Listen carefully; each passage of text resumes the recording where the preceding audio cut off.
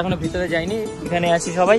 আর দেখো এখানে একটা সাইনবোর্ড দেওয়া আছে, লেখা আছে সাবধান গতিসীমা 25 চালাবে। আমার সাইকেল রাতে দেখো বৃষ্টি পরে ভিজে গেছে একদম শেষ বাইরে ভাই। ঠিক আছে, জামা প্যান্টের কি অবস্থা আছে ভগবান জানে।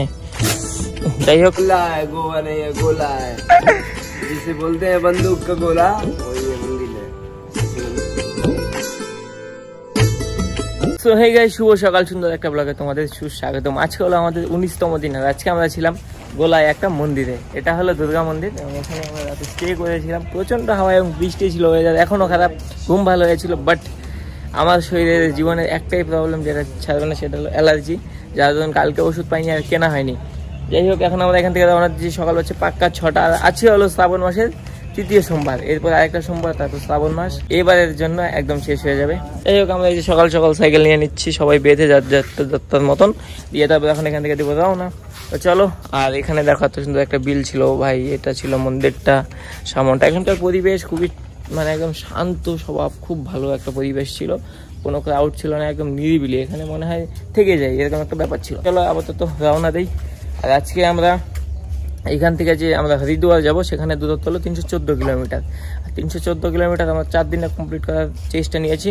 কারণ আমরা বেশি তাড়াহুড়ো করে সাইকেল চালাবো না, নাহলে তো আমরা 3 দিন কি হাফ বেলা মানে 3.5 দিন যেটাকে বলে সেটাতেই শেষ হয়ে যেত। কিন্তু আমরা সেটা 4 দিনে কমপ্লিট করবো।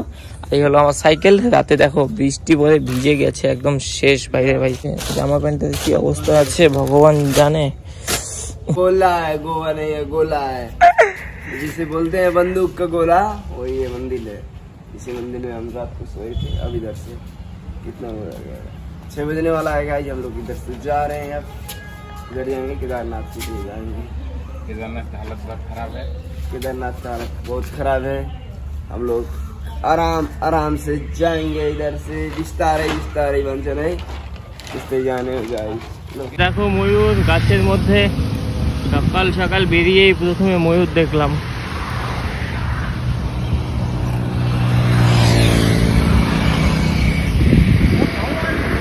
সময় পাচ্ছে 6:46 আর আমরা খাচ্ছি চা আর নিমকি।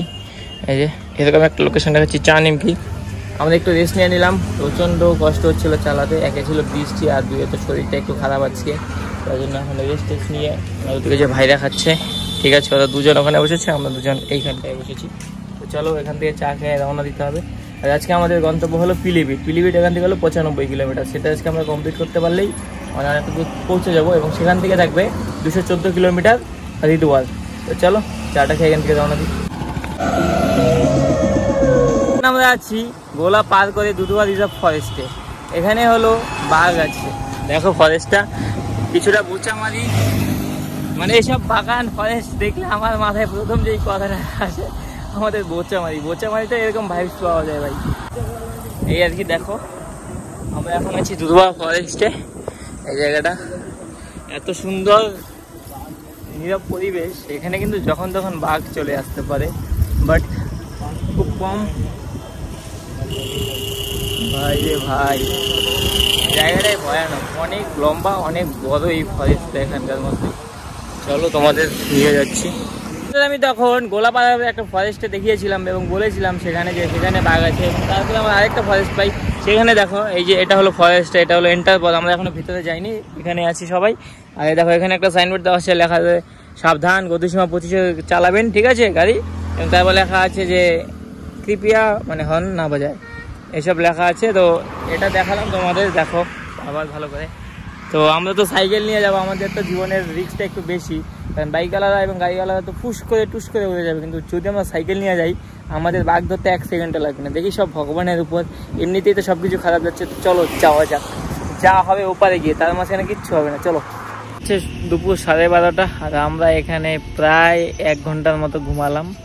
আমি তো ঘুমিয়েছি, তবুও ঘুম পাচ্ছে। দেখো দাদা এবং বন্ধু ঘুমাচ্ছে।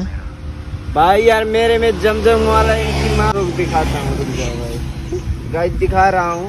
ऐसे लोग एकदम, कौन है, किधर गया, इतना फोन कॉल करता है कि आपका गिफ्ट आया है, साला फर्जी है साला।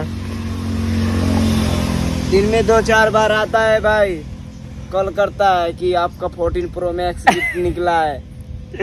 ये नेपाल के लोगों को भैया क्या खुजली खुजा रहा है। ये नेपाल के लोगों से ज्यादा होता है ना भैया? हाँ बिल्कुल। हमारा आप लोग- इंडिया में नहीं करता अभी। आपके इंडिया में नहीं आता है? नहीं, कम अब आगे आता था, अब नहीं आते। चलो बात छोड़ते हैं। आज देखो इतना इतना मौसम ठंड था, इसी के लिए हम लोग इधर आराम कर रहे हैं अभी को। एकदम एकदम एकदम 12 साढ़े 12 हो चुका है। अब इधर से 1 बजे निकलेंगे। ठीक। बहुत धूप है गाइस, दिखाइए थोड़ा धूप, ये देखो धूप की हालत। देखो। ठीक है बॉस, एकदम ठीक है। ठीक ठाक ठीक। एकदम।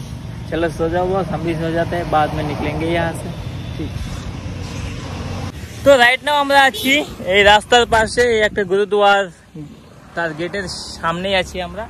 তো আমরা ওই দেখো ওই গুরুদুয়ারটায় থাকার আজকে প্ল্যানে আছি। তো এখন সময় 2:30 এবং আমরা সকালের খাবার খাইনি, কিচ্ছু হয়নি। চাল বুঝলাম, অনেক রকমের চাল বুঝে পেলাম। একটু আগে চাল নিয়ে আসছিলাম, তো রান্না করার মতো সেরকম জায়গাও পাচ্ছিলাম না। তো এটাই আমরা সিলেক্ট করেছিলাম, এখানে গিয়ে আজকে থাকবো এবং এখানে খাওয়া দাওয়া করতে হবে আমাদের বানিয়ে, এবং স্নান টান এখানেই করবো। এবং এখান থেকেও খাবার টাবার ওরা দেয়, কিন্তু সেটার একটা সময় ব্যাপার আছে। আমরা গেলেই তো আমাদের খেতে দেবে না, তাই দুপুরের খাবারটা কি আমাদের আগে বানাতে হবে। আর ওই হলো গুরুদুয়ারটা, ওখানে আমরা যাচ্ছি। তো চলো যাই, গিয়ে দেখি আমাদের থাকতে দেয় কিনা। এটাও একটা ব্যাপার আছে, থাকতে দিলে তো থাকতে পারবো, না দিলে তো থাকতে পারবো না। আপাতত আমরা এখানে একটু হাওয়া খাচ্ছি, গিয়ে সুন্দর যদি থাকতে দেয় তাহলে তো থেকেই যাবো আজকে এখানে। আর পরেরটা বাকিটা কন্টিনিউ বলছি।